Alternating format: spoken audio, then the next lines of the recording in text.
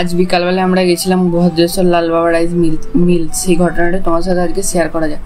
Hello বন্ধুরা, কেমন আছে? আশা করি সবাই ভালো আছে। তোমার সাথে আবার একটা ব্লগ নিয়ে চলে এলাম। আজকের ব্লগটা হচ্ছে, আজ এসেছিলাম আমরা বিকালবেলায় ঘুরতে।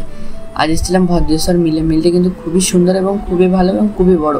তোমরা সেটা দেখতে পাচ্ছ, ফল মূল এখানে কিন্তু সব কিছুই রয়েছে মিলটার ভেতর।